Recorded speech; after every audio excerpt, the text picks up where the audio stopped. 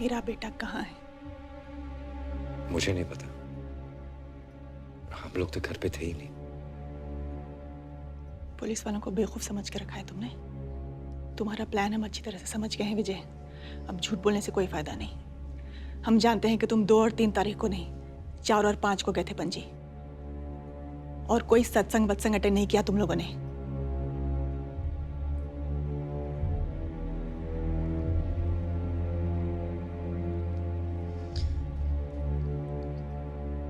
मेरा बेटा तुमसे मिलने क्यों आया था? क्या हुआ था तुम दोनों के बीच? कैंप के बाद मैं सैम से कभी नहीं मिली, सच में। देखो, अब ये तुम्हारी कहानी बस खत्म।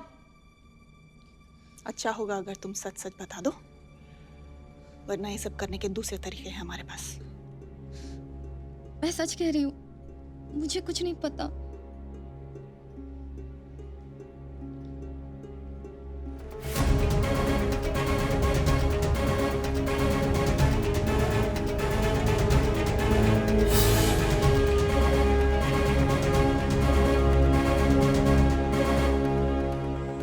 नो,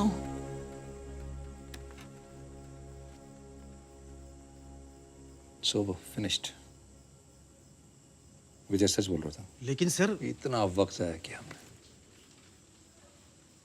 इससे बेहतर अगर सैम को ढूंढने की कोशिश करते तो शायद। लेकिन मैंने सचमुच। गायतों ने अभी और क्या प्रूफ चाहिए तुम्हें? It's over, it's finished. But Meera, हमारी सारी इन्वेस्टिगेशन इस बात पर डिपेंडेंट थी कि विजय 2 और 3 तारीख को पणजी में था या नहीं। The camera doesn't lie, Meera. ये सीसीटीवी फुटेज प्रूफ है इस बात का कि विजय 3 तारीख को पणजी में था।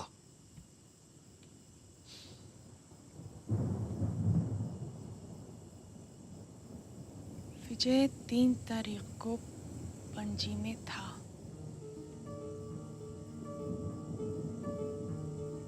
विजय 3 तारीख को भी पणजी में था। Make sense. That means Meera, Mahesh, वो जानता था कि हम ये सीसीटीवी फुटेज देखने वाले हैं। इनफैक्ट वो चाहता था कि हम ये फुटेज देखें। What? ये उसके प्लान का हिस्सा था महेश। What plan, Meera? बहुत बढ़िया प्लान था।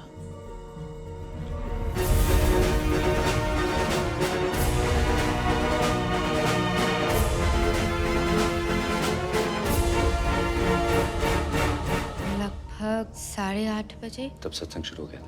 2 तारीख को तो विजय यहाँ था ही नहीं। उन्होंने फिल्म का पूरा फर्स्ट हाफ प्रोजेक्शन रूम में बैठ के देखा था। अच्छे कस्टमर्स को कौन भूलता है मैम। ये सब उसने मुझे तब बताया जब हाल ही में वो मुझे फिर से मिला था। बहुत दिन कहाँ, हम 2 तारीख को आए थे ना सत्संग के लिए Panaji.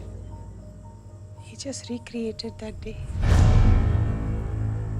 In fact, both the days. 2 और 3 अक्टूबर। मतलब कौन सी बातें हमें अक्सर याद रह जाती हैं? वो जो हमने अपने आंखों से देखी होती है।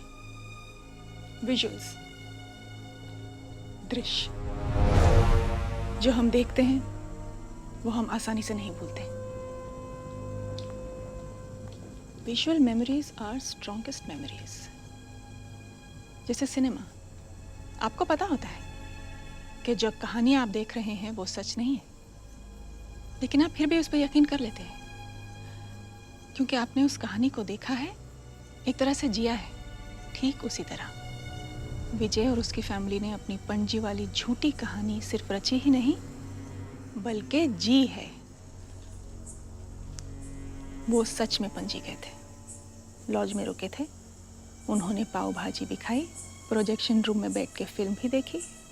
इसीलिए इंटरोगेशन के दौरान वो अपने बयान पर कायम रहे क्योंकि वो सच बोल रहे थे, सिवाय एक बात के। कौन सी बात? ये सब उन्होंने 2 और 3 अक्टूबर को नहीं, किसी और दिन किया, शायद उसके अगले दिन। मैम, विजय ने कहा था कि वापस आते वक्त बारिश हो रही थी, वो भीग गए थे और उसकी बीवी और बच्चे बीमार पड़ गए थे। और ये भी कहा था 3-4 दिन उसके बच्चे स्कूल नहीं जा पाए। उसने दवाइयों के बिल्स भी दिखाए। दवाइयों के नकली बिल बहुत आसानी से मिल जाते हैं सावंत, और वैसे भी शुरुआत से उसने सारे बिल्स ही फेंके थे ना हमारे मुंह पे। लेकिन लॉज के रजिस्टर में 2 तारीख की एंट्री, 3 तारीख को बस और फिल्म के टिकट, वो सब तो असली है ना? That's a valid point ma'am. Very well played. चौथी फेल विजय सालगांवकर। लेकिन मैं जानती हूँ तुमने ये सब कैसे किया। 3 अक्टूबर को विजय सैम की कार से पणजी चला गया। वहाँ किसी रेस्टोरेंट से उसने पार्सल लिया। फिर उसने एक मोबाइल फ़ोन खरीदा, शायद सेकेंड हैंड, और उसमें सैम का सिम कार्ड डाल दिया। और फिर उसने वो फ़ोन किसी नेशनल परमिट के ट्रक में फेंक दिया। और फिर उसने शायद सैम की कार को उस स्टोन क्वारी के तालाब में डंप कर दिया। फिर वो वापस किसी रेस्टोरेंट में गया और 4 पाव भाजी के पार्सल लिए। उसी दिन उसने सिनेमा की 4 टिकट्स भी खरीदी। फिर वो तालेगांव बस स्टैंड गया और 3 बजे वहाँ के एटीएम से पैसे निकाले और फिर वहीं से कदम्बा की बस पकड़ के 4 टिकट्स खरीद के पोंडोलिम लौट गया। रात को अपने ऑफिस गया और होजे को बताया कि वो अगले दिन सत्संग में हिस्सा लेने के लिए पणजी जा रहा है। अगली सुबह वो अपनी फैमिली को लेकर दिनकर की प्राइवेट बस से पणजी गया। विजय ने उसे भी बताया कि वो सब सत्संग में हिस्सा लेने के लिए पणजी जा रहे हैं। पणजी पहुंच के वो करीब 9 बजे स्वामी चिन्मयानंद के आश्रम पहुंचा होगा। फिर उन्होंने शाम तक का सारा वक्त आश्रम में ही गुजारा। वहाँ विजय को प्रवचन की डीवीडी के बारे में पता चला होगा और उसने किसी दूसरे नाम से डीवीडी बुक कर ली।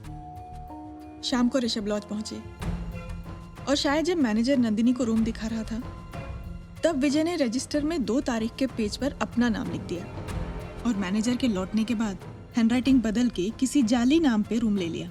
फिर रात को कहीं बाहर खाना खाया और अगली सुबह फिर से उसी रेस्टोरेंट से खाना मंगवाया जहाँ से 3 तारीख को पार्सल लिया था। लॉज से चेकआउट करने के बाद वो फैमिली को उसी रेस्टोरेंट ले गया जहाँ से उसने 4 पाव भाजी के पार्सल लिए थे। वहाँ उन सब ने पाव भाजी ही खाई और बिल देते वक्त होटल के ओनर से दोस्ती कर ली। शाम को वो फिल्म देखने गए और सिनेमा हॉल के प्रोजेक्शनिस्ट से जान पहचान कर ली और फिर बस स्टैंड पे एटीएम से पैसे निकालने के बहाने विजय बस से उतरा, लेकिन एटीएम में गया ही नहीं। बस से लौटते वक्त उन्होंने कदम्बा के बस कंडक्टर से भी दोस्ती कर ली। घर लौट के कुछ दिनों बाद विजय ने अपनी फैमिली के साथ बैठ के स्वामी चिन्मयानंद के प्रवचन की डीवीडी देखी और उसने 5 तारीख के सारे बिलों को फाड़ के फेंक दिया और हमें सारे 3 तारीख के बिल दिखाए। 4-5 दिन बाद विजय दोबारा अपनी फैमिली के साथ पणजी गया और फिर उन्हीं सब लोगों से मिला और बातों बातों में बहुत चालाकी से उन सब के दिमाग में ये बात फिट कर डाली कि वो 2 अक्टूबर को अपनी फैमिली के साथ सत्संग के लिए पणजी आया था और 3 अक्टूबर की शाम को वापस लौटा और इसीलिए उन सबको पता ही नहीं था कि वो झूठे बयान दे रहे हैं।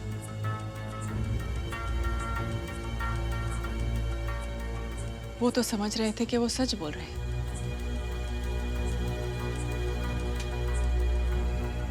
Master stroke.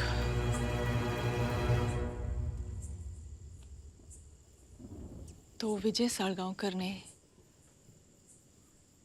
पूरी पुलिस डिपार्टमेंट का मजाक उड़ा दिया है और ये सब जानने के बावजूद भी हमारे पास उसके खिलाफ कोई गवाह और सबूत नहीं है। अगर है तो सिर्फ एक थियरी।